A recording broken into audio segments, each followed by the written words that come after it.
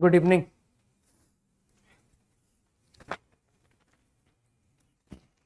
DPP number 10।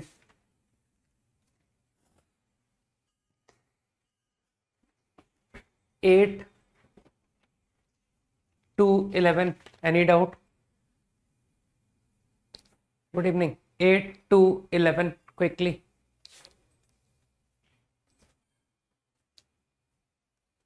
11. 12 books on algebra and calculus. Suppose there are R algebra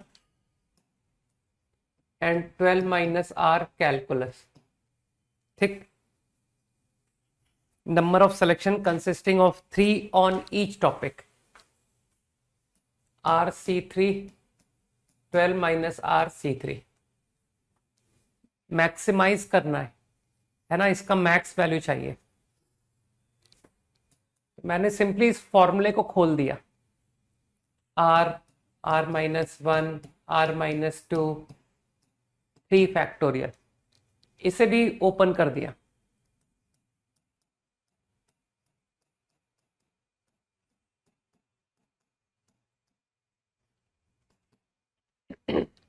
देख करके tension हो रहा होगा कि इतना भयानक एक्सप्रेशन है ना, लेकिन जो अलजेब्रा वाले लोग हैं उनको दिक्कत नहीं होगी कि सर ऐसी कैलकुलेशन हमने बहुत फेस की है।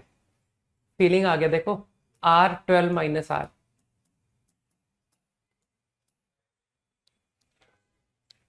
R minus 1, 11 minus R, bracket खोलो, अपने आप फीलिंग समझ में आएगी कि सर हो क्या रहा है। Similarly R minus 2, 10 minus R। मेरे ख्याल से लोग पहचान पा रहे हैं कि सर ये एक ओपनिंग डाउनवर्ड पैराबोला है जिसकी मैक्स वैल्यू 6 पर होगी वर्टेक्स पर। लकीली ये भी डाउनवर्ड पैराबोला है और इसका भी वर्टेक्स सेम है, दैट इज 6, एंड ये भी एक डाउनवर्ड पैराबोला है, maximum at R equal to 6। तो by observation maximum at 6 at 6 at 6, तो your answer is maximum for R equal to 6। कुछ लोग हो सकता है सेम प्रॉब्लम को बोले कि सर मैंने तो AMGM से किया था, R plus 12 minus R by 2, product का स्क्वायर रूट। इसका भी सम देखो सेम आ रहा है, दिस प्लस दिस, है ना, कि सर इसका भी R this plus this by 2। सही बोला मैंने? तो AM बराबर GM की कंडीशन इक्वल सबकी सेम आ रही है। ये भी 6 पर, इन दोनों को इक्वल करो तो ये भी R इक्वल टू 6 ही दे रहा है। Up to 15, 12 to 15 exceptionally easy है ना सर, कोई डाउट ही नहीं आया। 16 टू 20, 13 क्या करेगा यार? 13 में तो ऑप्शन चेक करने हैं। NCR इज इक्वल्स टू, कोई एक ऑप्शन बता देता हूं, number of possible subsets of R members. तो NCR ही तो हुआ इसका answer. Member of possible binary messages, exactly R1s,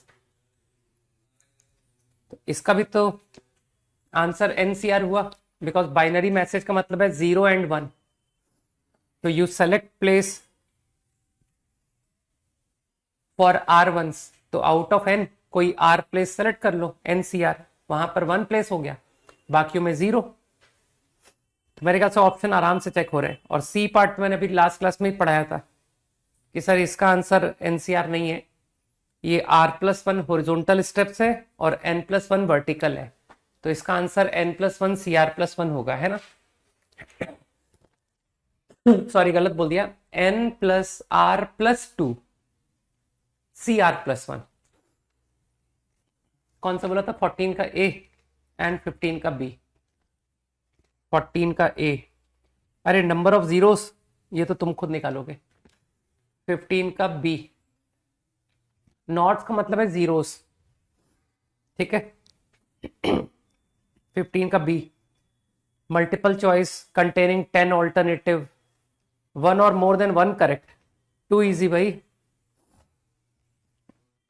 true false question है। तो 10 ऑल्टरनेटिव्स, अच्छा वो ट्रू फॉल्स का तो तुमने आंसर निकाल ही दिया कि सर जो क्वेश्चन में लैंग्वेज लिखी है उसका आंसर है इनकरेक्ट आंसर। तो टोटल तो 2 की पावर 10 हो गए, जिसमें से सिर्फ एक सही होगा, बाकी सब गलत होंगे। तो 2 की पावर 10 माइनस 1, वो तो प्रॉब्लम का आंसर हो गया। अब तुमको ऑप्शन चेक करना है, B option, multiple choice 10 alternative, one or more than one correct. तो how many ways you can answer, तुम्हारे पास ये 4 ऑप्शन का क्वेश्चन नहीं है, ये 10 ऑप्शन का है। 10 ऑप्शन आर देयर। तो मानते हो वन और मोर पे मैं एक से ज्यादा ऑप्शन टिक कर सकता हूं।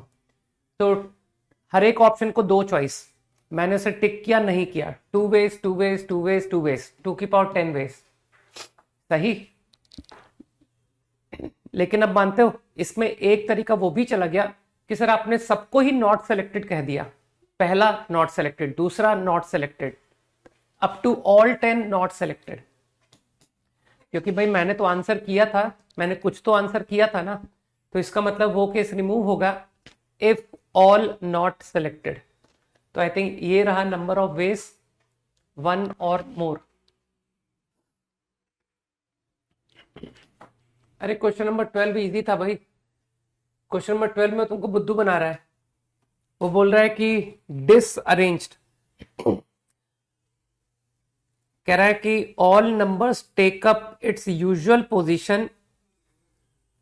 फिर एग्जाम्पल समझा रहा है कि अगर वन जो है फर्स्ट पोजीशन के अलावा कहीं और है तो उसको हम कह रहे हैं अन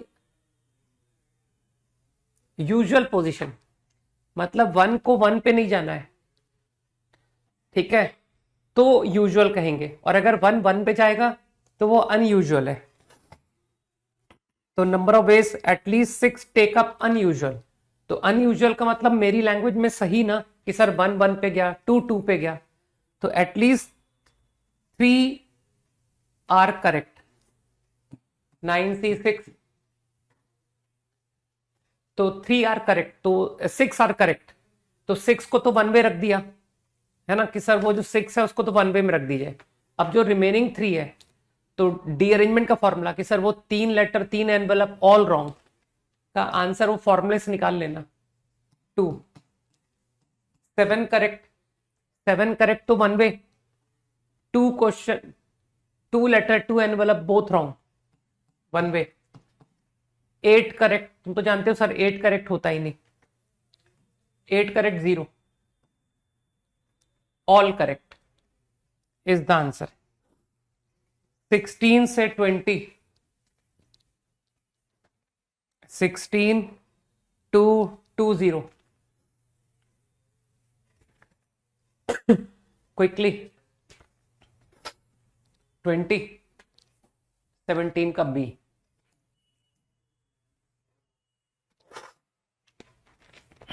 सेवनटीन का B, number of parallelogram 6 parallel 5 parallel, answer 6C2 5C2। यार ये तो मूर्खतापूर्ण क्वेश्चन तुमने पूछा था है ना कि पैरेललोग्राम के लिए 4 लाइनें चाहिए, 2 वन डायरेक्शन एंड 2, समझ गए। 20, 18 का डी, इसमें सेपरेटेड लिखा है, वो 7D लिखा हुआ है, वो 7D नहीं है, सेपरेटेड, ठीक है, वो 7 गलती से लिख गया। तो तुम लोग तो अब गैप मेथड से कर लोगे कि सर अब 18 का डी हम गैप से कर लेंगे। एन फैक्टर्स का क्या मतलब, 16 में एन फैक्टर्स का क्या मतलब? अरे एन फैक्टर्स का मतलब है n terms, n terms, 2 first term, 6 second term, 10 third term, up to n, n numbers है वो।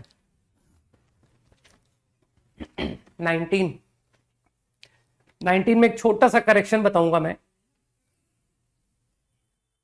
नहीं 19 नहीं 20 में, 20 में एक छोटा सा करेक्शन है।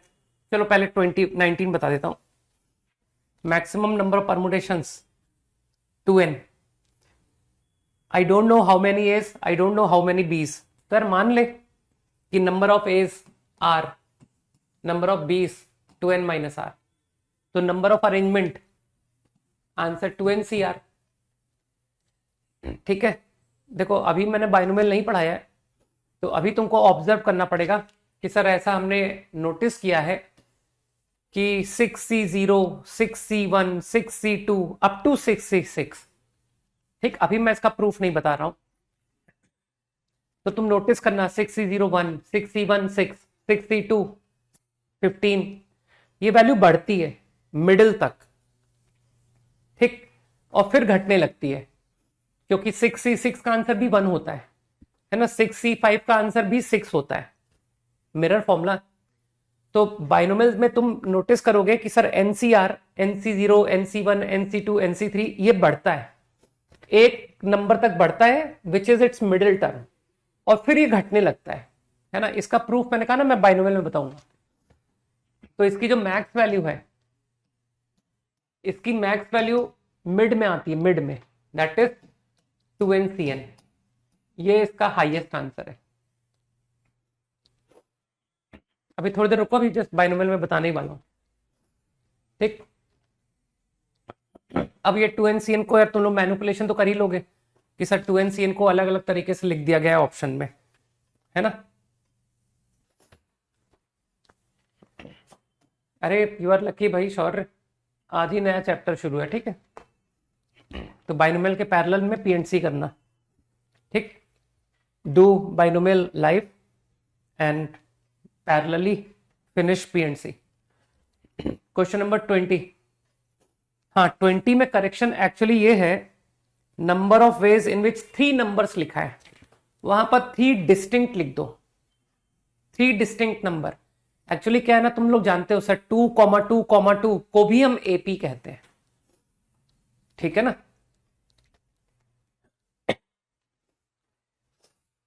Tenth class student can only see PNC and binomial, that's it. बस 10th क्लास स्टूडेंट के लिए और कोई चैप्टर्स नहीं है। गो एंड अपना ज्योमेट्री स्ट्रॉन्ग करो जा करके, है ना। सिमिलर ट्राइंगल, कॉन्ग्रुएंट ट्राइंगल, ये सब पढ़ो, सर्कल्स पढ़ो, नॉट कोऑर्डिनेट ज्योमेट्री।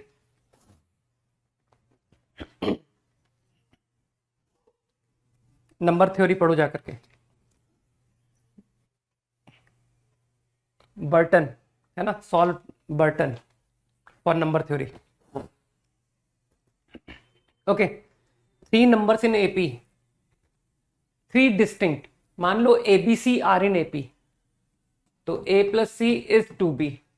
अच्छा प्रॉब्लम है, डोंट यू थिंक कि सर ये even है, दिस इज even, है ना। तो एग्री करते हो A and C both odd या बोथ even? अब थोड़ा सा अकल लगाना कि मैं सिर्फ A और C को बॉदर कर रहा हूं। ठीक है, आई तो अगर मैं A और C का सिलेक्शन कर लूं, तो डोंट यू थिंक कि you select A and C accordingly B 1 वे में आ जाएगा। अरे अगर तुम मुझसे कहते हो कि सर A 1 है और C 5 है, तो यार B को तुमको 1 वे में पिक करना पड़ेगा, दैट इज 3। समझ गए। तो मैं सिर्फ और सिर्फ A और C पर दिमाग लगा रहा हूं। बोथ आर ऑड, तो मेरे ख्याल से बोथ आर ऑड 1 से लेकर n तक। अब थोड़ी सी बुद्धि लगाओ, सर ये तो मैं कोई एक केस बता रहा हूं, n इज ऑड। अगर n ऑड है, तो जिसको अकल है वो समझ गया कि sir number of odd will be more. You are starting with odd, you are ending with odd. तो n+1/2 are odd numbers and n-1/2 are even numbers. अरे एक ज्यादा ही तो होगा कि सर ऑड जो है इवन से 1 मोर है, तो both odd selected, both even selected. Idea clear? And you understand कि सर वो B is 1 way, select A and C। अब n इवन खुद कर लेना। 21 से 25, एनी डाउट? जल्दी पूछो यार, चैप्टर स्टार्ट करना है। 21 to 25, नो डाउट है। 22 का दिल्ली, अरे नहीं, मैं नहीं बता पाऊंगा, ज्यादा टफ क्वेश्चन मुझसे नहीं होते। 22 का सी, हाँ ये भी नहीं हो पाएगा, ठीक है। ओके, 24, 23 तो मैच द कॉलम, ऐसे रैंडम थोड़ी बता पाता हूँ कि सर मैच द कॉलम पूरा बता दो, ऐसे थोड़ी बताया मैंने कभी। 24 का डी, 24 का डी,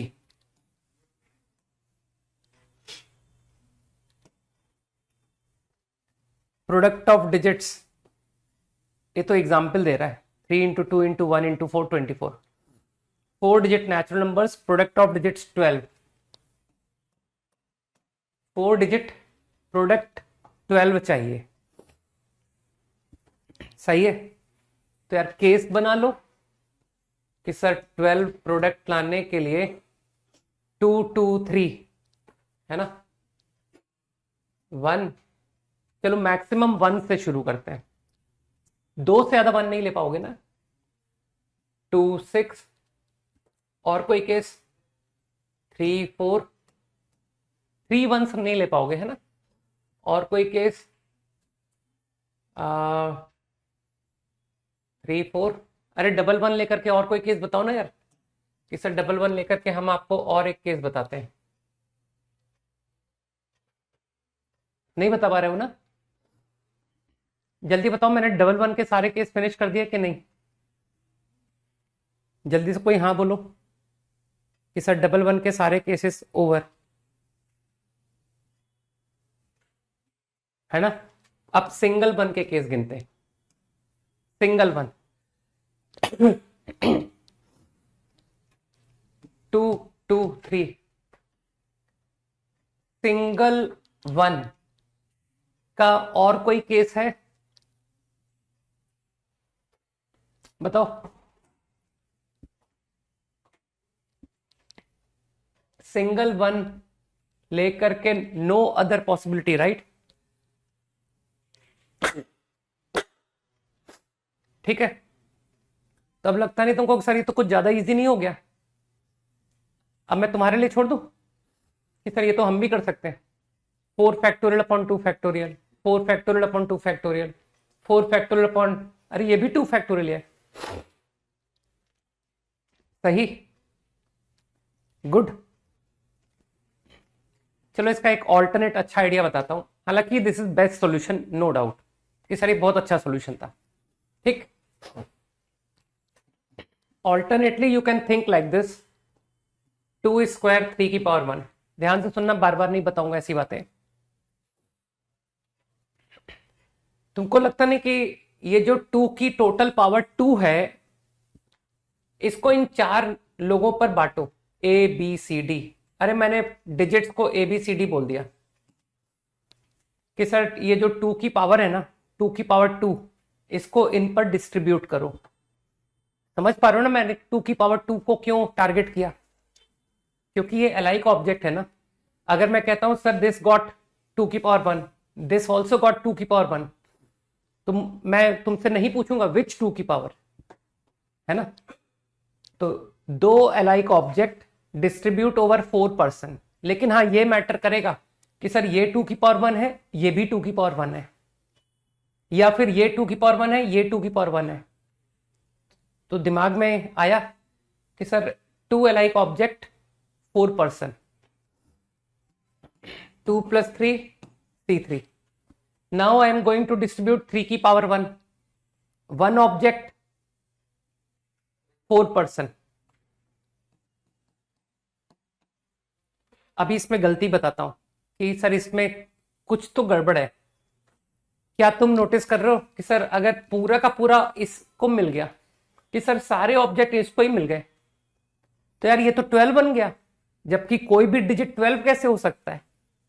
तो तुमको लगता है सर यही मिस्टेक आ रही है कि अगर only 1 person get all, 2 square A got, 3 की पावर 1 ए गॉट, तो समझ गए ना कि sir 4 base, this has got all, और दिस हैज गॉट, और दिस हैज गॉट, और दिस हैज गॉट।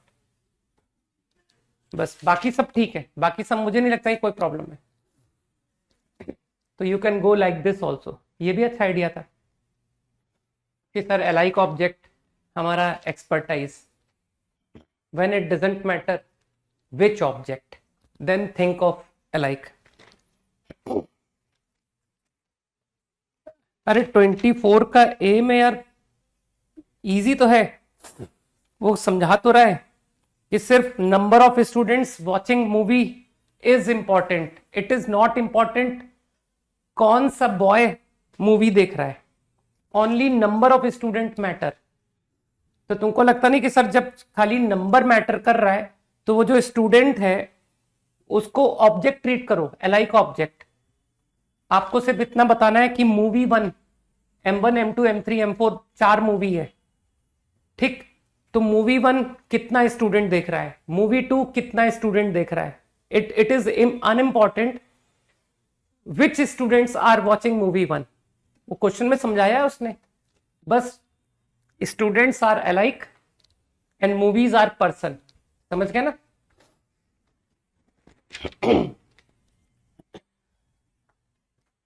ट्वेंटी 25 का डी बहुत बेकार क्वेश्चन है। 25 का D,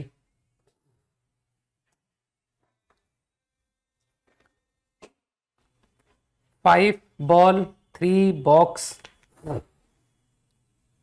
no box empty, ball identical, box identical. बच्चों टाइप क्वेश्चन नहीं है कि सर आप तो केस बनाओ। 3 बॉक्स 5 बॉल, 1 1 3, तुम तो जानते हो मैं ऐसे ही सोचता हूँ, है ना। 1 2 2, मेरे ख्याल से नो अदर केस। मानते हो सर यही आंसर हो गया, 2 वेज, खत्म।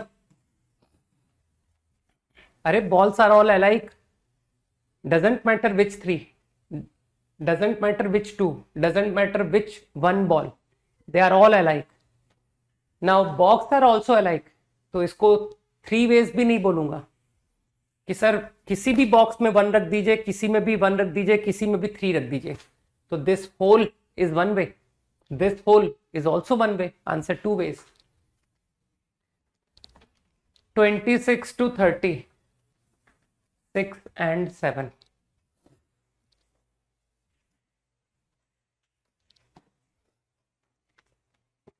अरे यार 26 भी वही है, number of possible ways faculties be distributed on committee. इसको लैंग्वेज थोड़ा एक्सप्लिसिट कर देता, इसमें भी केवल नंबर ऑफ फैकल्टीज ही वो मैटर करा रहा है कि आप बस इतना बताओ, how many arts, how many economics, समझ पा रहे हो।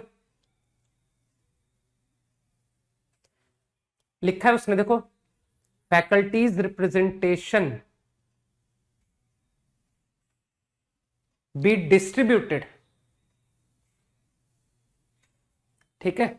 तो मेरे ख्याल से थोड़ी सी अंग्रेजी और अच्छी लिख देता तो अच्छा रहता है, जिससे ये एकदम साफ समझ में आता है कि मुझको ये इंपॉर्टेंट नहीं है कि मेडिसिन में कौन से 2 पर्सन, बस इतना इंपॉर्टेंट है कि मेडिसिन में देयर आर 2 पर्सन, समझ गए। तो चिंता मत करो, आईआईटी में इस तरह की लैंग्वेज नहीं आती, आईआईटी की लैंग्वेज बहुत साफ होती है। वो लोग पता है एग्जाम्पल देके समझा और देते हैं कि अच्छा ये बात थोड़ी लोगों को कम समझ आ रही है, तो वो एक बढ़िया सा एग्जाम्पल और दे देते हैं कि फॉर एग्जाम्पल, ठीक।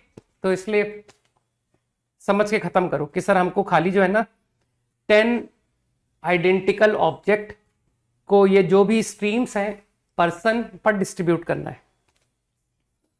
27 and 8, 27 married couples, round table, men and women alternate। तो men and women alternate का तो आंसर ये हो गया ना कि सर men को बिठा दीजिए n-1 और फिर विमेन के लिए n gaps, men women alternate. अब इसमें what is wrong, each women not adjacent to her husband. तो इसमें वो केसेस घटाओ जब एवरी कपल इज टुगेदर। ये वो कह रहा है कि you are suppose to make them sit alternately but not every couple is together. समझ गए?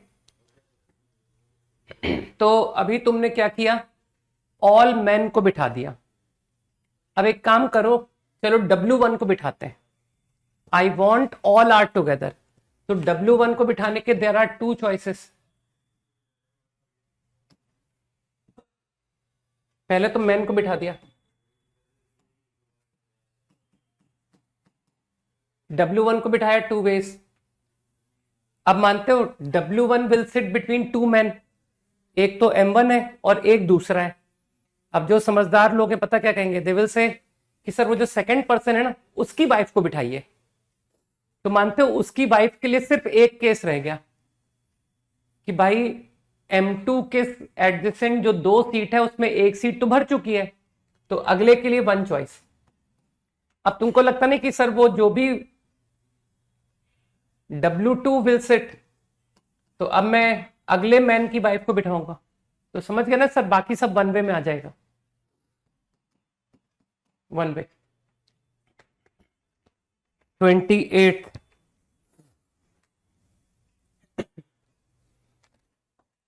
नहीं, ऑल एडजेसेंट ही गलत था। All husband and wife together को आपको सब्ट्रैक्ट करना है, not all are together. Okay,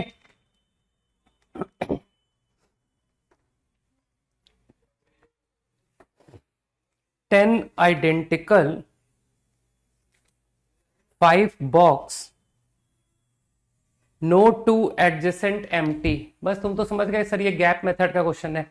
जैसे ही नो टू एडजेसेंट बात आती है तुरंत गैप मेथड है ना कि सर ये तो सेपरेट होने चाहिए। तो एम्प्टी बॉक्स पर केस बनाओ, 5 box, 0 empty, 1 empty, 2 empty, 3 empty. मेरे ख्याल से इसके आगे तुम जा ही नहीं पाओगे। 0 एम्प्टी, तो 10 identical 5 box, every box contain ball. बस अब इसमें तो तुम्हारा एक्सपर्टाइज है कि सर एलाइक ऑब्जेक्ट मेरी स्ट्रेंथ है ना, सबको एक एक बॉल दे दो। 4 1 एम्प्टी, डिसाइड करो कौन सा एम्प्टी है, उस बॉक्स को हटा दो, लेफ्ट विथ 4 बॉक्स। 10 बॉल को 4 बॉक्स में प्लेस करो, at least 1। 2 empty,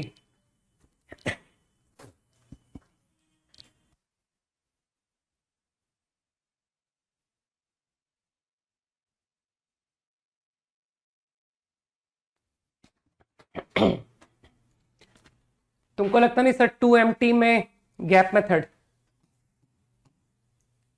3 not empty,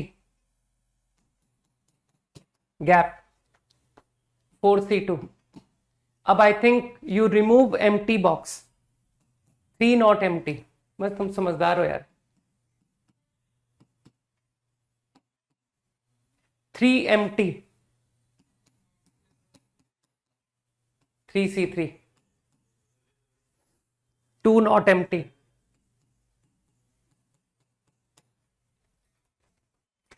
up to 30 done quickly.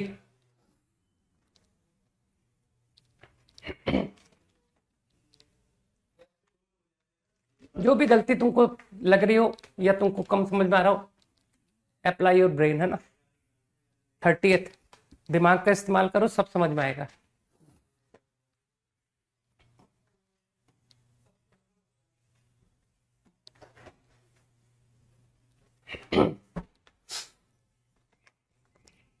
I1, ये तो वही प्रॉब्लम है, ग्रिड प्रॉब्लम, है ना। वही पाथ बता रहा है जो हमारा शॉर्टेस्ट पाथ का हुआ करता है कि सर एक राइट एंड अप ओनली। तुमको लगता नहीं सर अगर ये दोनों को रास्ते में आपको मीट कराना है तो बोथ विल मूव 8 स्टेप्स, इस बात को एग्री करते हो कि नहीं? I1 will move 8 step, I2 will also move 8 step. अब for example I1 moved all horizontal, अगर I1 और होरिजोनटल चल गया तो मानते हो I2 को ऑल वर्टिकल चलना पड़ेगा in order to meet 8C8. I1 moved one horizontal,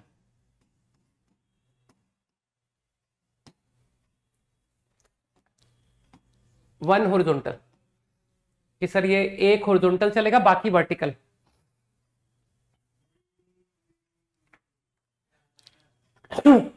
ये मैंने क्या बोला था?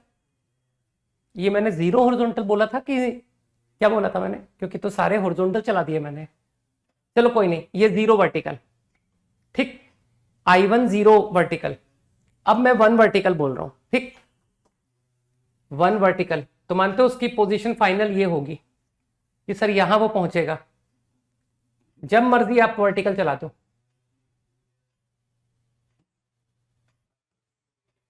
ठीक। तो मानते हो, कोई नहीं, अब स्टेटमेंट चेंज कर दिया क्योंकि मैंने डायग्राम, अच्छा ऑल हॉरिजॉन्टल ही बोला था, ठीक है, तब ठीक है। तो अभी 7 horizontal 1 vertical, it is here. तो मानते हो अगले का डिसाइड हो गया कि सर अगले को 7 वर्टिकल 1 हॉरिजॉन्टल मीट करना है ना दोनों को। बस अब तुम समझ गए ना कि सर अब तो इसी तरह से and so on.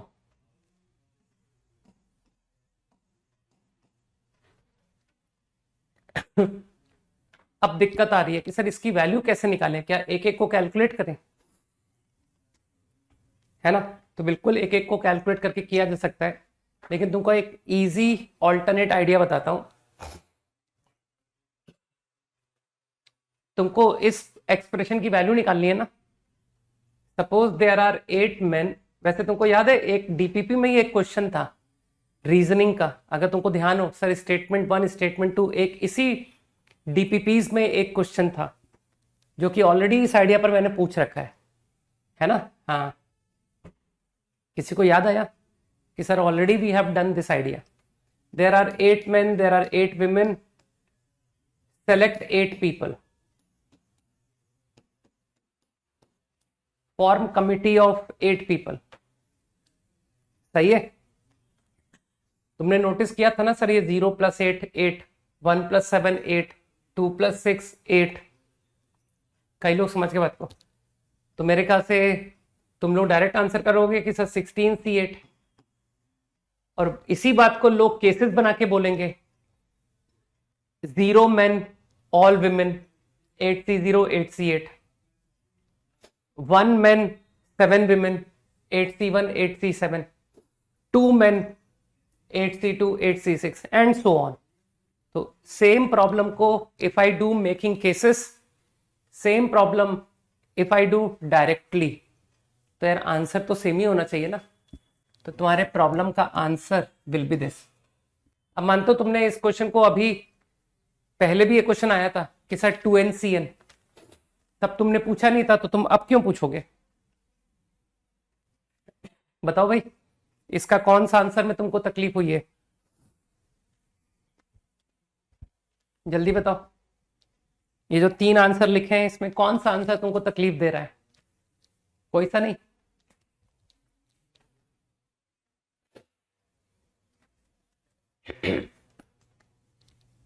Third,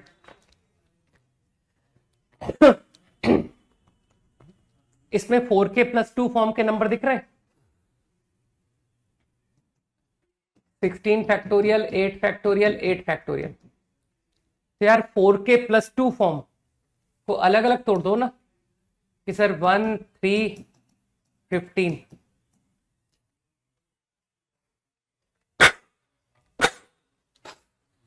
and even 2 4 16। अब तुमको लगता नहीं कि सर यहां से सबसे 2 बाहर निकालिए, 2 आउट फ्रॉम एवरी नंबर, और ये जो 2 बाहर निकाल रहे हो यहां मल्टीप्लाई करते जाओ, 2, 6, अगला जो भी है 10 अप टू 30, और मानते हो क्या बन गया सर, 2 बाहर निकालने से 8 फैक्टोरियल, तो 8 फैक्टोरियल 1 कट गया। मेरे ख्याल से ये तुम्हारा थर्ड आंसर बन गया कि नहीं, कि सर 8 फैक्टोरियल कट गया। 31 to 35 डिस्कशन ओवर करो यार, बहुत हो गया। 31 to 35,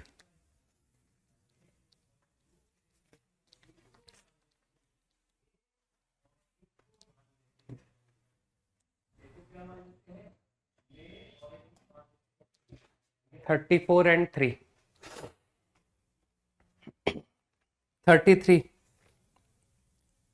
12 identical 6 पर्स, अरे यार, not more than 3 and not less than 1, मतलब मिनिमम 1 सब में जाना है। 12 minus 6 plus 5 C5, एटलीस्ट 1। अब इसमें तुम लोग समझदार हो ना कि सर इसमें वो केस चले गए जब at least 1 purse gate more than 3, आपने मना किया था कि यार मोर देन 3 किसी में नहीं जाने चाहिए, तो तुम्हारा इंक्लूजन एक्सक्लूजन बहुत स्ट्रांग है ना। P1 गेट मोर देन 3, ऐसे 6 इवेंट, तो मानते हो I am going to subtract union, A1 event, A2 event up to A6 event union, कोई भी एक पर्स में मोर देन 3 गया दैट इज रॉन्ग।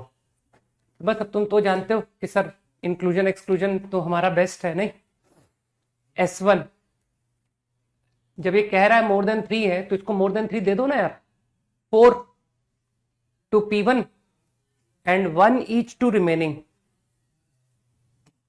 तो 5 लोगों में 1 गया और एक पर्स में 4 गया, 4 + 5 9 हुआ ना। ये S1 का आंसर नहीं है, ये NA1 का आंसर है। S1 का आंसर ये हुआ, S1। अब लोग कहेंगे S2, A1 intersection A2, P1 को दे दिया 4, अरे उसको मिनिमम 4 चाहिए ना, P2 को भी दे दिया 4, 4 + 4 8, और बाकियों को 1 ईच, पूरे 12 खत्म हो गए। 12 - 12 6 C2, प्रॉब्लम ओवर। कि सर अब इसके आगे S3 आएगा ही नहीं, you can not give 3 purse more than 3, अरे 4 + 4 + 4 12, और बाकियों में 1 ईच, तो ये तो 15 हो गए। मेरे पास तो कॉइन तो टोटल ही है, तो तुम्हारा यूनियन फॉर्मूला एंड हो गया कि सर बस यही होगा यूनियन, है ना। मैंने समझाया था how to use inclusion exclusion principle. जब A1 की बात कही जाए तो bother for A1 only, don't bother for other persons. जब A1 इंटरसेक्शन A2 कहा जाए तो bother for P1 get more than 3, P2 get more than 3, बाकियों में कुछ भी होने तो। अरे ज्यादा डाउट नहीं बता पाता हूं, चिंता मत करो, है ना। कोई सोच रहा सर 35 भी बता देंगे, बहुत टफ क्वेश्चन नहीं बता पाता मैं, ठीक है ना।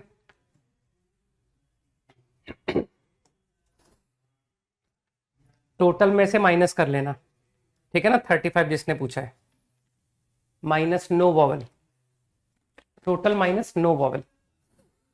34 ये ड्रॉर है,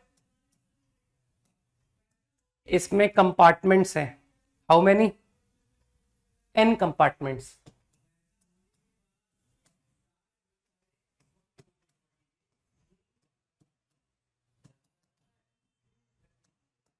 n कंपार्टमेंट्स।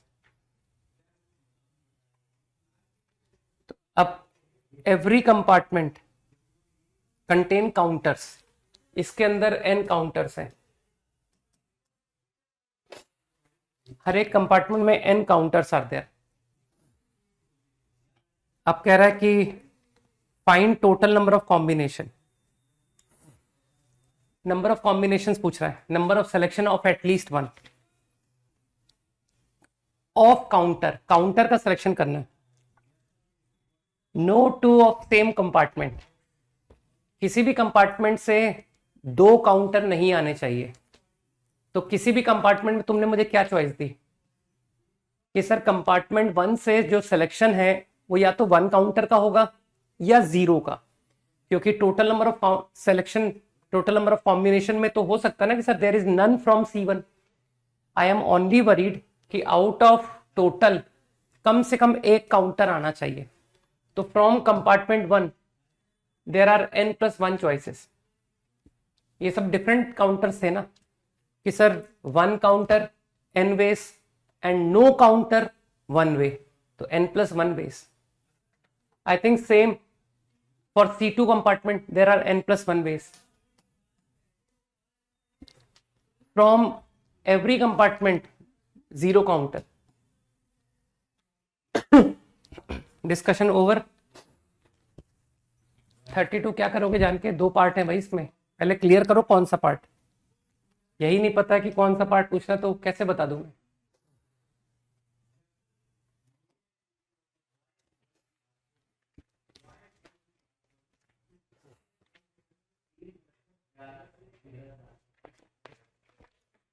कोई डाउट नहीं है ना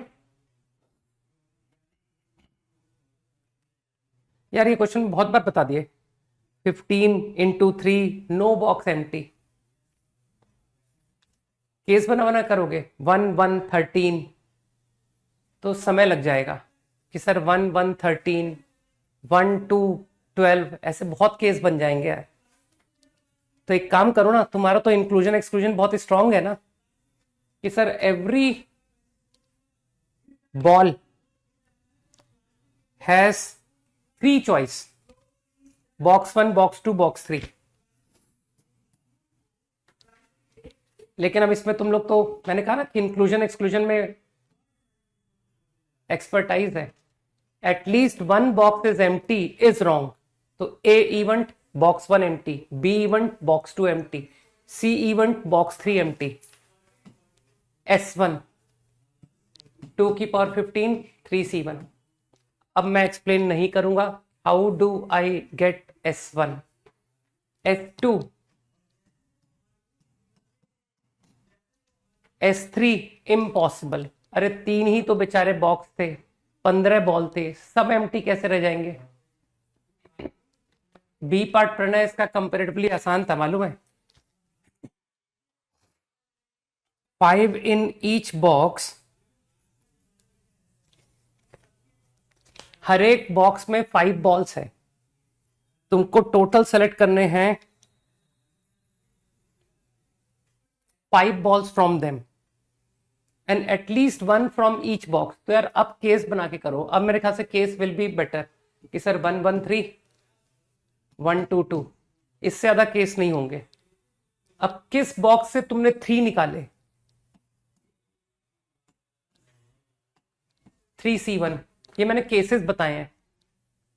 आई take 1 ball from 1 box, 1 ball from second box, 3 ball from third box, 5C1 5C1 5C3। लेकिन ये नंबर ऑफ केसेस लोग समझ गए ना कि सर किस बॉक्स से आपने कितना बॉल निकाला, ये उसका केस है, नंबर ऑफ केसेस। बस अब मेरे ख्याल से ये भी समझ गए। 5C1 5C2 5C2, हर बॉक्स में 2 बॉल 5 बॉल से भाई, again 3C1।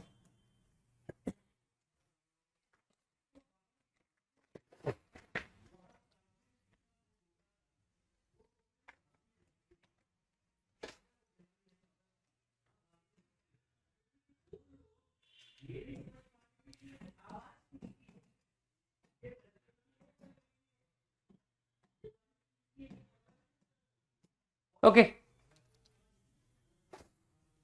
let us know about binomial expansion. combination of two numbers a plus b, binomial, power 1, exponent can be anything, a plus b की पावर 1, a plus b की power 2, ये कहलाता है binomial expansion. कुछ भी power, I will generalize, don't worry.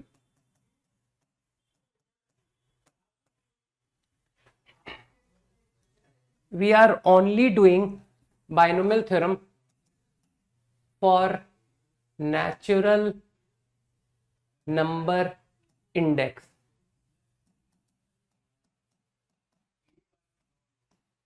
Positive integer index. Index ये power को कहते हैं. दिस इज कॉल्ड इंडेक्स या एक्सपोनेंट. तो I want to know formula for this. क्या ना सर, ये फॉर्मूला तो हम पीएनसी में ही सीख चुके हैं, है ना. तो तुम लोग को तो अच्छे से अकल है कि सर ये 3 ब्रैकेट खोलिए, a plus b, a plus b, a plus b. तो हमको बहुत अच्छे से आइडिया है कि when you open the bracket तो हर एक ब्रैकेट से 1 नंबर विल बी पिक्ड, है ना. तो तुम खुद सोच सकते हो कि सर ए क्यूब, अरे मैंने पढ़ाया था यार ये, है ना. चलो क्यूब मैंने कराया था, मैं पावर 4 कराता हूं, हटाओ. कि सर क्यूब हमने ऑलरेडी किया था, पावर 4. तो हर एक ब्रैकेट मैं एक्सपेंड कर रहा हूं, है ना. हर एक ब्रैकेट से मैंने ए ले लिया, ए ए ए ए. तो दिख रहा होगा ए की पावर 4 बनने का एक ही तरीका है. तो कॉमन सेंस से सोच पा रहे हो कि सर ए और बी की टोटल पावर 4 रहेगी. From every bracket I take 1, either A or B. तो तुम खुद सोच पा रहे हो कि सर ए क्यूब बी ये भी बनेगा, ए स्क्वायर बी स्क्वायर ये भी बनेगा, ए बी क्यूब. अब कोई बात नहीं, अब मैंने पावर 4 ही कर दिया, है ना.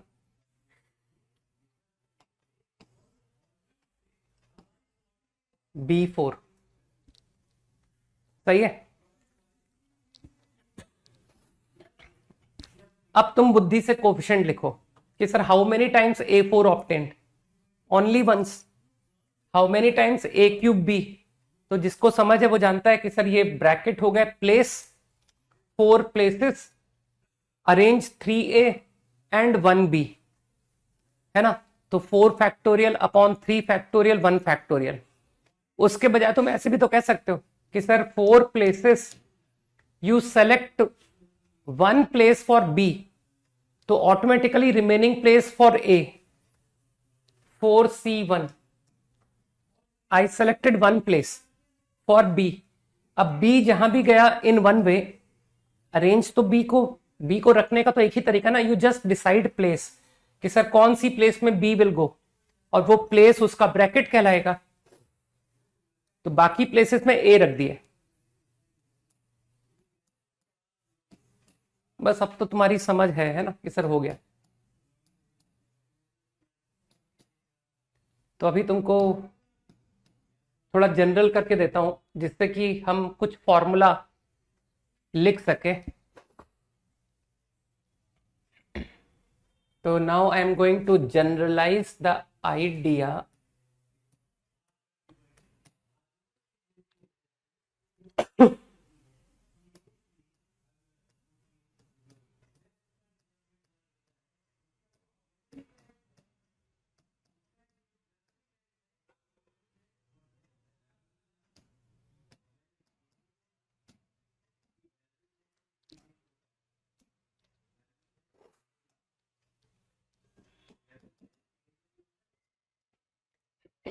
चलो एक जनरल केस भी लिखता हूं.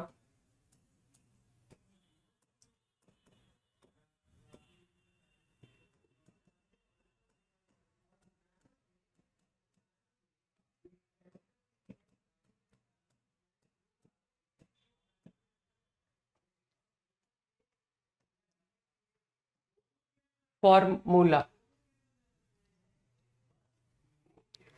must remember.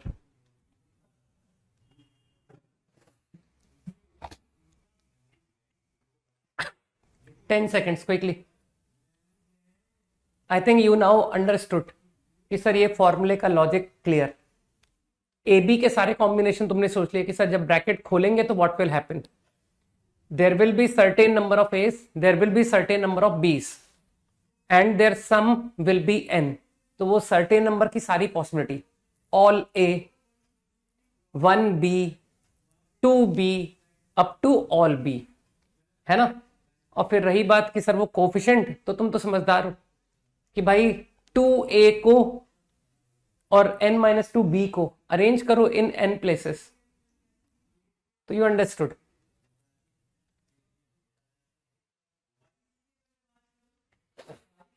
पीएनसी अच्छा होने के अब तुमको एडवांटेज अब मिलेंगे, है ना.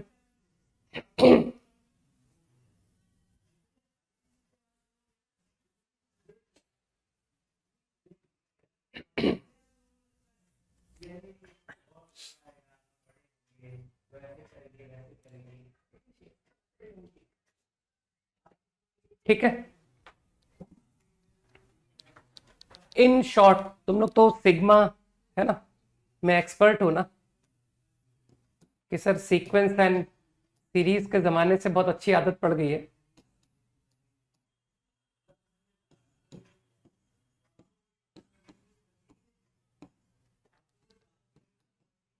तो I think you can generalize this formula right to be this.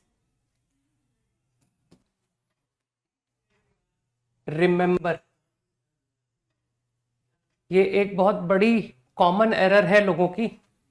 ज्यादा जब लोग पढ़ लिख जाते हैं ना तो वो इस तरह के फंडामेंटल्स को भूल जाते हैं. और आईआईटी के क्वेश्चन मोस्टली तुमको फंडामेंटल्स से स्टिक मिलेंगे कि सर ज्यादातर आईआईटी के क्वेश्चन बहुत ज्यादा फंडामेंटल के क्लोज होते हैं. ठीक. तो जो ज्यादा हाई फाई बातों पे इन्वॉल्व हो जाते हैं और बेसिक्स को भूलते जाते हैं, उनके साथ आईआईटी में जाने के चांसेस थोड़े कम हो जाते हैं. ठीक है ना. रिमेंबर,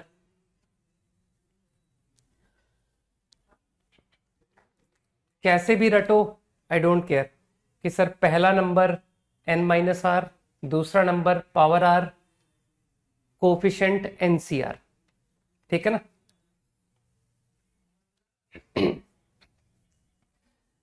अब थोड़े से मैं स्टैंडर्ड नोटेशंस बता रहा हूं, दैट इज डेफिनेशंस. ठीक. ये जो तुमने एक्सपेंशन को ओपन किया तो इट इज ए कन्वेंशन कि सर a की पावर n, है ना, बाइनोमियल का पहला नंबर a की पावर n को फर्स्ट टर्म कहा जाता है. ये कन्वेंशन है.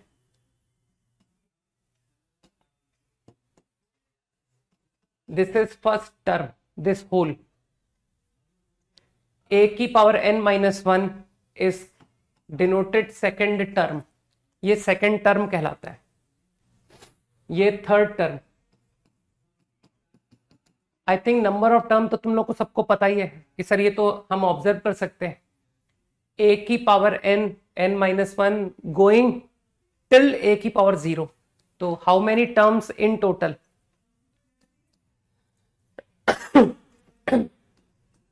n+1 term.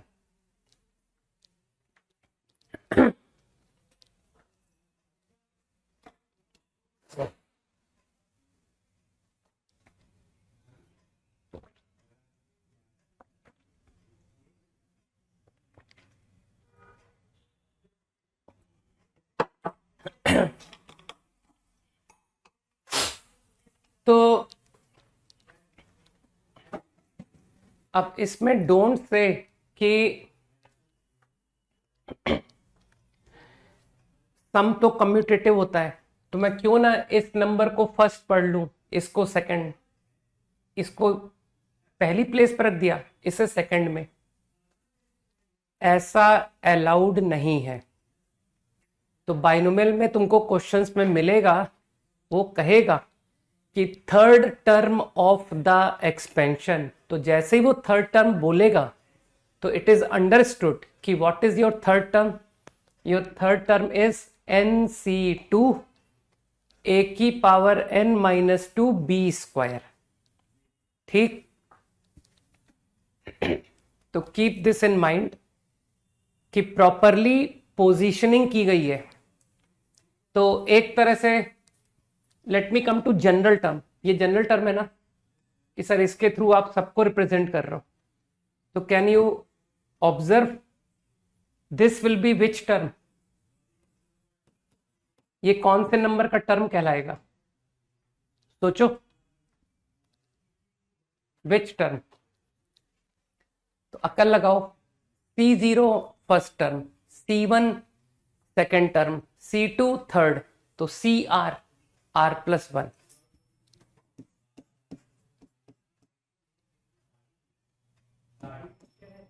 ये सबसे इंपॉर्टेंट कंसेप्ट है इन बाइनोमियल थ्योरम कि सर एक तो बाइनोमियल एक्सपेंशन को लिखना आना चाहिए और फिर उसकी जनरल टर्म रिकॉग्नाइज करनी आनी चाहिए। इसको यूजुअली लोग जनरल टर्म बोल देते हैं, है ना? तुम भी बोल दो, R+1 है तो मैंने जनरल टर्म बोल दिया।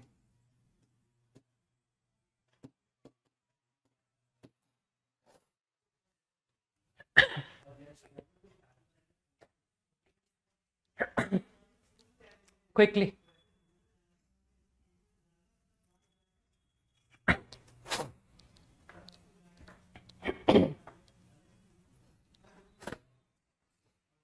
तुम लोग जिस तरह के, कुछ लोग मैं देखता हूं हर क्लास में कोई ना कोई नमूना तो आ ही जाता है ना? जिनको पता ही नहीं कि पढ़ाई कैसे की जाती है। सर मैं क्लास लाइव अटेंड करूं, सर मैं रिकॉर्डिंग देखूं। मतलब जिस गधे को इतना भी ज्ञान नहीं है तो उसका सबसे इंपॉर्टेंट क्वेश्चन तो ये होना चाहिए कि सर मैं जेई मेंस का फॉर्म भरूं या ना करूं। मेरे ख्याल से टू द पॉइंट सवाल तो यही है कि सर यही सवाल करके बात खत्म की जाए। मैं आईआईटी दूंगा, मैं आईआईटी नहीं दूंगा, ठीक है ना? तो ऐसे लोग यूजुअली नहीं देने वाली कैटेगरी को बिलोंग करते हैं। एक्चुअली इनको नहीं देना चाहिए, ठीक है? जिसको यही नहीं पता है कि पढ़ना कैसे होता है ना?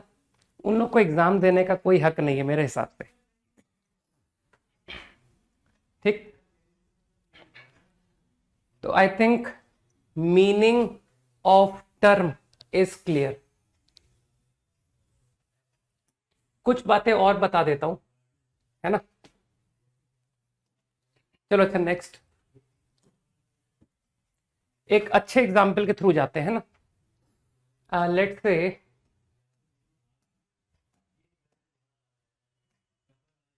थोड़ा कॉन्सेंट्रेट करना, ठीक?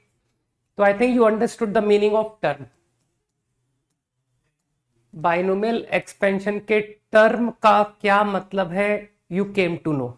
Find suppose for example I talk sixth term of expansion, so your answer is 8C5। तुरंत TR+1 पे चले जाओ कि सर R की क्या वैल्यू, तो R की वैल्यू 5। तुमसे T6 पूछा जा रहा है, R बराबर 5, 2 की पावर n-r -3x की पावर r। सही है?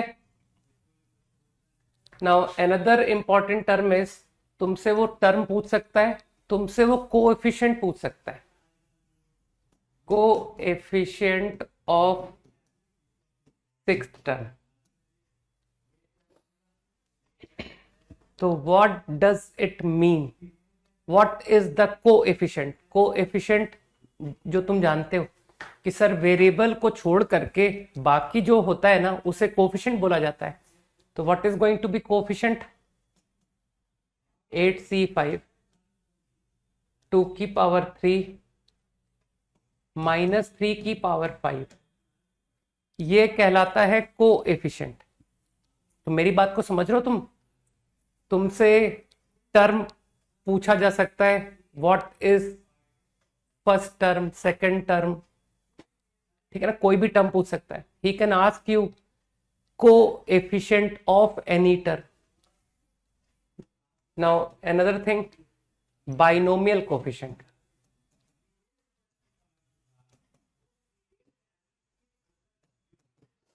Now if I ask you binomial coefficient of sixth term,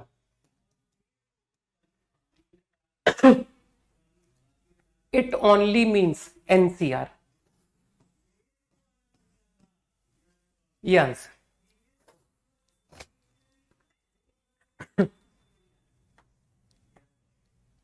समझ गए सभी लोग?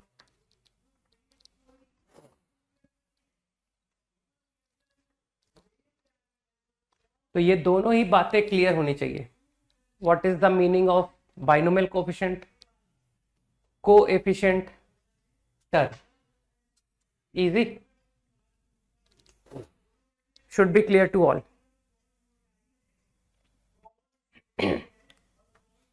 10 seconds quickly. चलो तुमसे यहां पर एक अच्छा क्वेश्चन पूछता हूं। Find sum of all coefficients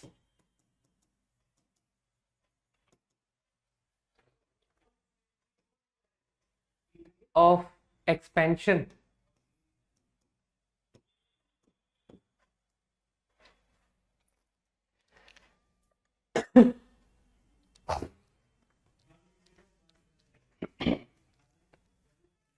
sum of all coefficient।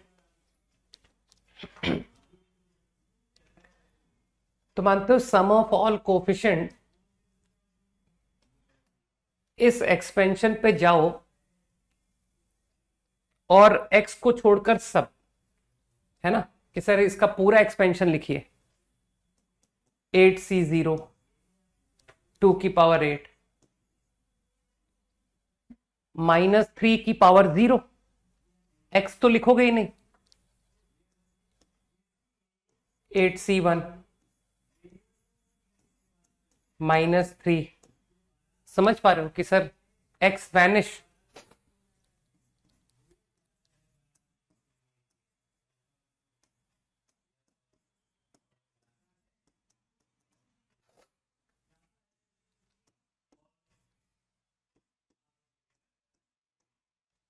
तो वैसे तो तुम इंडिपेंडेंट पहचान सकते हो कि सर ये भी तो एक बाइनोमियल ही तो लिखा हुआ है, जिसका a 2 है और b -3 है। तो you can recognize like this कि सर 2 - 3 की पावर 8 आंसर। कुछ समझदार लोग कहेंगे कि सर ये आइडेंटिटी होता है ना, ये जो आप फॉर्मूला लिख रहे हो इसको हम लोग आइडेंटिटी ही तो कहेंगे।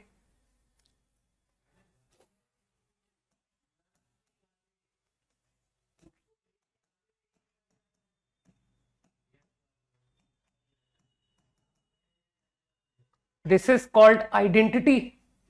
तो आइडेंटिटी में कई लोगों ने पहचान लिया कि sir go to identity and put x1।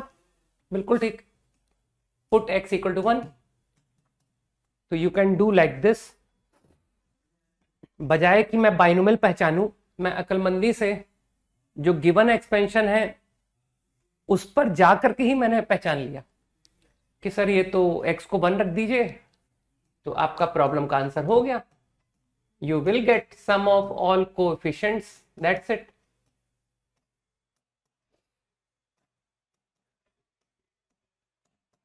Easy है।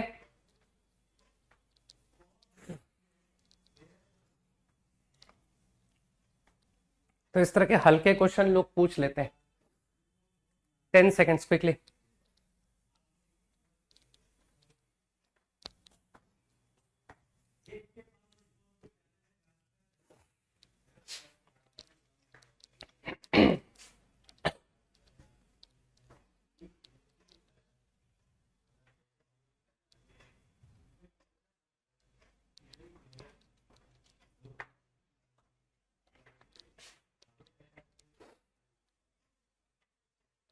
Done.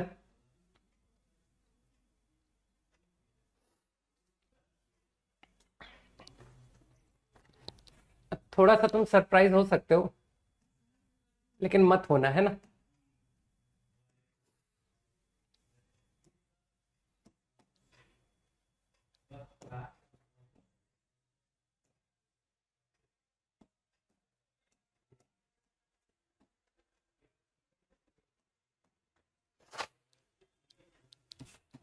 Find sum of all coefficients.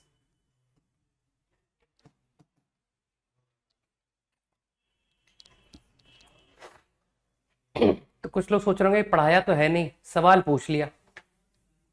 पढ़ाया सिर्फ बाइनोमियल है, लेकिन एक क्वेश्चन क्या पूछ रहे हैं,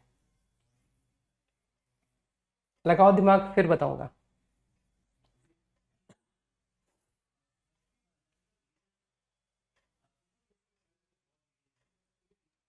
सही है।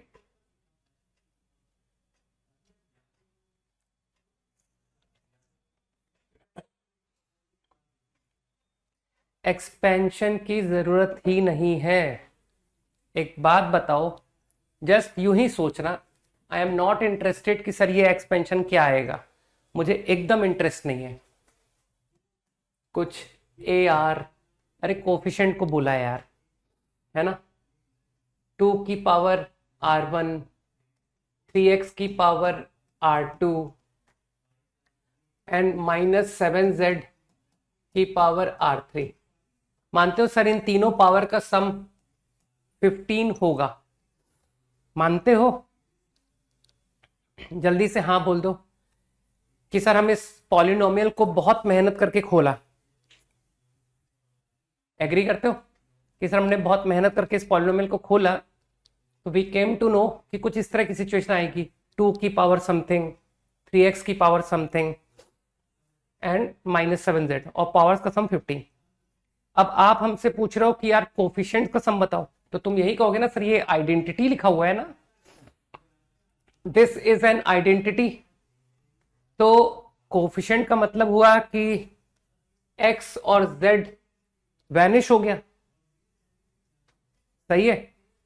तुमको लगता नहीं sir go to this identity, put x and z 1, you will get the answer. I think you understood. So your answer is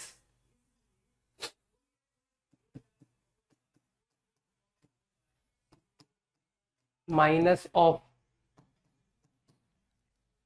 is my answer. आसान है।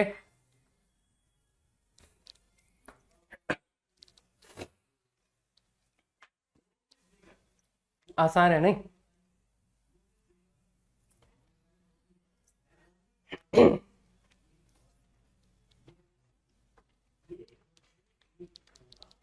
10 seconds quickly.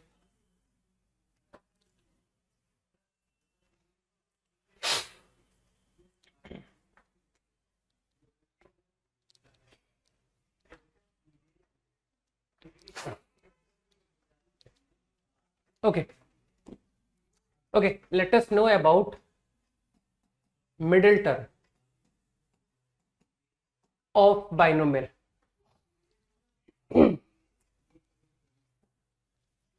So I am talking about any binomial expansion. मैं सिर्फ इस बात को जानने में interested हूं, which term is the middle term. तो मेरे हिसाब से तो कॉमन सेंस से करना चाहिए कि सर जो मिडिल में होगा वो मिडिल है। तो there are how many terms? n+1 terms.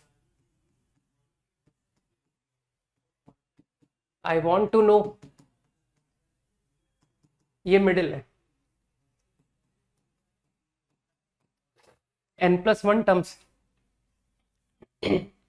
तो जो थोड़ा सा कॉमन सेंस लगाएगा वो कहेगा कि सर देखिए, अगर n पर depend, if n is odd, if n is even, तो अगर n इवन हुआ तो आपकी नंबर ऑफ टर्म होगी ऑड, टोटल ऑड। तो मिड में एक अकेला होगा, क्योंकि मिड का मतलब होता है उसके दोनों साइड इक्वल। तो in its left there are equal number of terms, in its right equal number of terms. Number of term odd है ना, ऑड, तो अकेला मिडिल टर्म होगा। तो सोच लो कौन सा हुआ ये, कि सर इसको आप छोड़ दीजिए तो in total n terms will be there, इसे छोड़ करके। तो बताओ लेफ्ट में कितने हैं, n/2, राइट में कितने हैं, n/2। तो this is going to be which term? तो my answer is if n is even, your middle term will be this n/2 plus 1। अरे अभी तो गिन के बता दिया कि sir n/2 terms here, n/2 here, तो ये फर्स्ट सेकंड n/2 है। तो विच टर्म, n/2 plus 1। अब थोड़ी सी बुद्धि लगा के n ऑड को सोचो। अब नंबर ऑफ टर्म्स हो गए इवन, है ना, नंबर ऑफ टर्म्स इवन। तो अब मिडिल में देयर विल बी 2 टर्म्स, कि सर ये है middle terms, 2 middle term. In the left equal number of terms, in the right equal number of terms. तो इन दोनों को छोड़ दो। अगर मैं इन दोनों को एक्सक्लूड कर दूं तो I am left with n-1 terms, कि सर टोटल n+1 थे, एक्सक्लूड देम। सही है। तो n-1 टर्म्स, तो first term, second term, third term, up to n-1/2th term. This term is n-1/2th term. तो फर्स्ट मिडिल टर्म इज, तुमने अभी मुझे n-1/2 बोला था ना इस टर्म को, तो +1, दैट इज n+1/2। मानते हो there is one more middle term, sir ये भी तो है।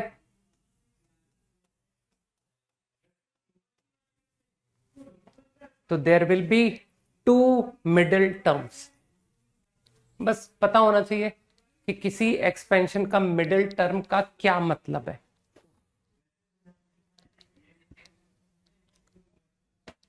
इजी। और वो जो तुमने बाइनोमियल कोफिशिएंट सीखा था ना sir, NCR, NC0, NC1, NC2 up to NCN, तो तुमने नोटिस किया था ना सर, बढ़ता है, NCR बढ़ता है, फिर एक पॉइंट के बाद घटने लगता है। तो जो हाईएस्ट बाइनोमियल कोफिशिएंट है ना, वो मिडिल टर्म का हाईएस्ट होता है। अगेन मैंने अभी इसका प्रूफ नहीं दिया है, अभी मैंने इसको ऑब्जर्वेशन से बताया है, ठीक। लेकिन थोड़ी देर बाद, मे बी टुमारो, है ना, नॉट टुडे, ग्रेटेस्ट टर्म बताऊंगा, वहां पर तुमको आइडिया लग जाएगा, ठीक है ना।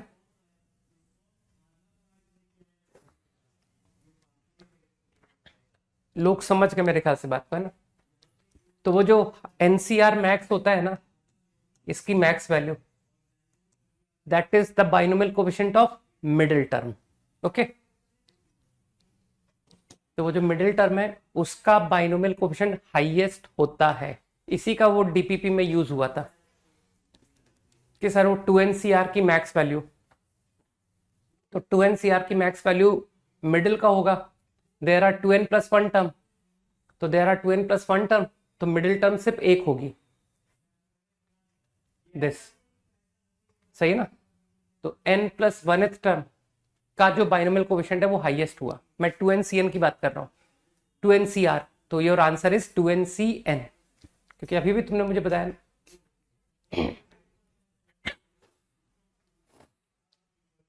5 seconds क्विकली।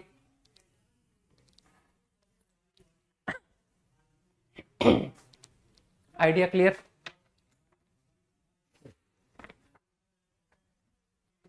ठीक।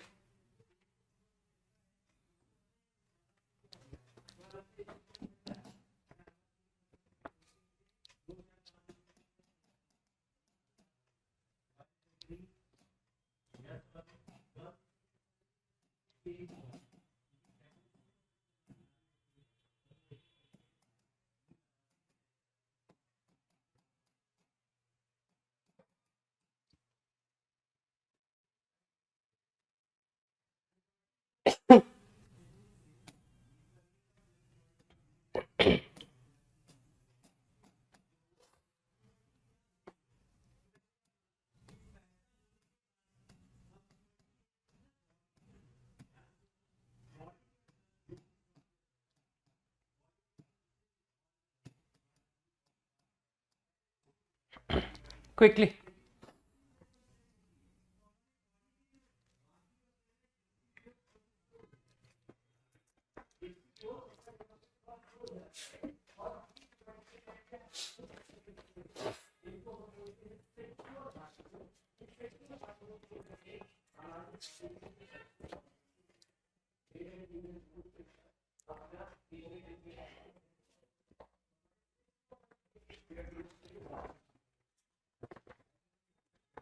करो, ट्राई करो।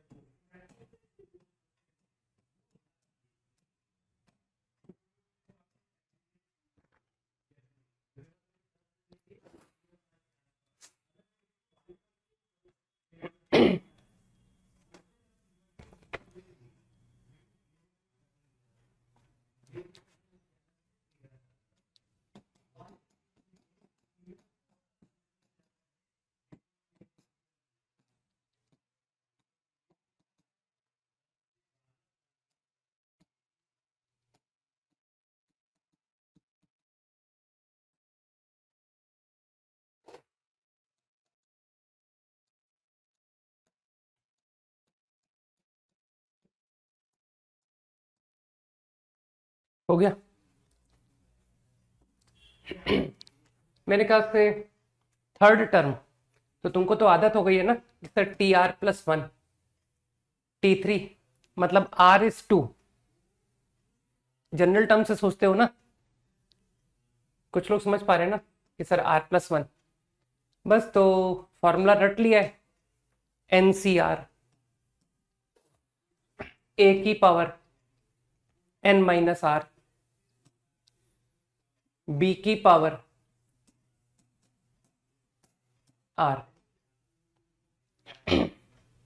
बस अब तुमने थोड़ी बहुत तो मैथ्स छोटी क्लास में सीखी होगी नहीं, 3+ ये सब तुमको छोटी क्लास में पढ़ाया गया होगा, ठीक। 10⁶ आई गॉट दिस। अब थोड़ा सा यार मैच्योरिटी वाला सॉल्यूशन देते हैं, राइट। कई इमेच्योर लोगों ने क्या किया, तुक्के से पुट करके दिया है ना, और कुछ ने समझदारी से किया, जैसे प्रखर ने समझदारी से किया है, अभिनव ने किया है, राइट। और बहुत सारे लोग जो है ना बस फट से देखा और तुक्का लगा दिया, भूल गए कि हमने केवल बाइनोमियल थ्योरम थोड़ी पढ़ा है, हमने और भी कई चैप्टर्स पढ़े है ना। अब आयुष का भी सही है। तो मेरे ख्याल से कुछ लोगों को याद आएगा कि सर दोनों साइड लॉग ले लीजिए,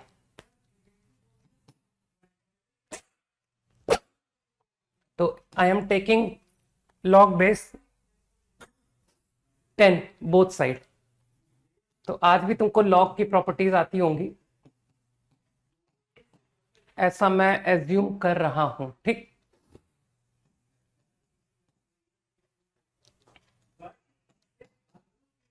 maths is a subject of assumption, है ना। A good teacher, a good student of maths make good assumptions, ठीक।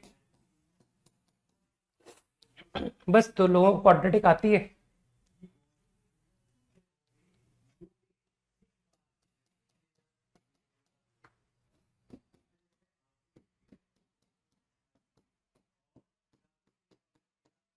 तो I think log x is -5/2, 1। तो जिनके भी आंसर गलत आए हों वो लोग सही कर लें।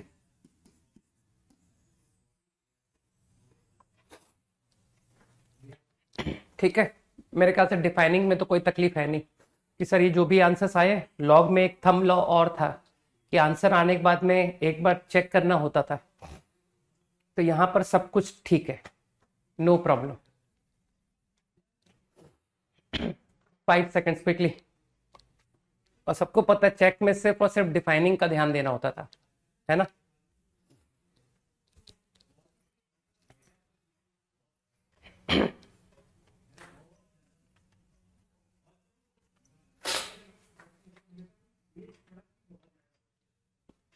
डन,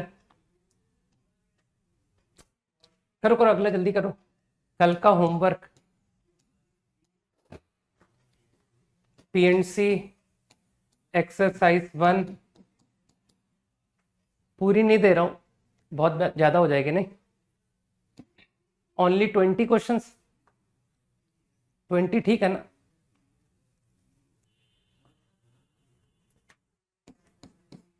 चलो और कम कर दिए, ओनली 17।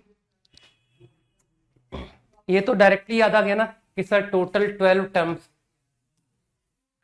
टोटल 12 टर्म्स, तो there will be 2 middle terms. कुछ लोग समझ गए ना कि सर नहीं, जिसको पूरी करनी हो पूरी कर ले, बल्कि केवल एक्सरसाइज 1 थोड़ी, वो लोग आगे भी बढ़ जाए, एक्सरसाइज 2 दे कैन डू, क्योंकि पीएनसी खत्म हो चुका है। ठीक है, मानते हो इसमें 2 मिडिल टर्म आएंगे ना, जल्दी से हाँ बोलो। There will be 2 middle terms. मुझे तो फॉर्मूला याद रहता नहीं है, तो मैं तो ऐसे सोचता हूं टोटल 12 टर्म है, 12 में 2 मिडिल, तो बचे कितने, 10, 5, 5, तो इसका मतलब 6th term and 7th term, T6 and T7 will be the middle term. बस अब तो आंसर खत्म करो। 11C5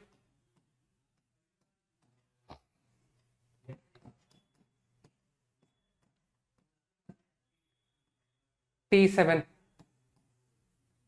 तो these two are middle term।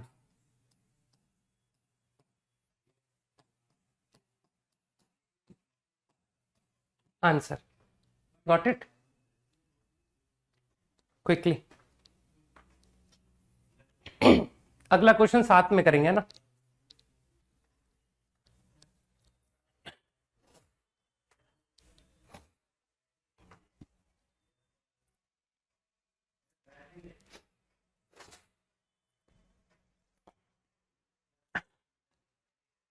चलो 20 कर लो यार, हटाओ।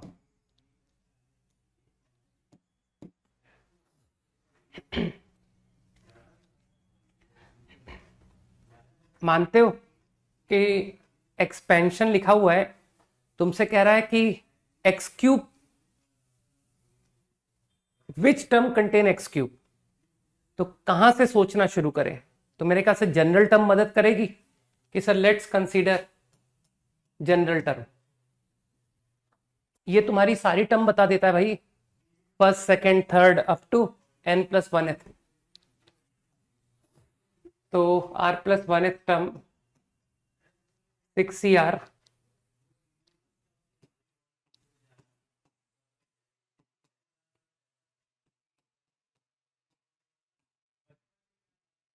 सही।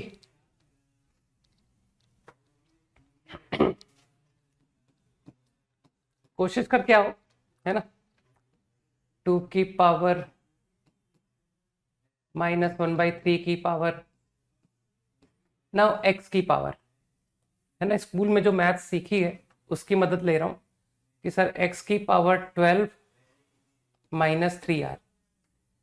अब तुमको लगता नहीं कि मेरा इंटरेस्ट है in that term which has x cube, तो तुमको लगता नहीं सर x की पावर को 3 के इक्वेट कीजिए,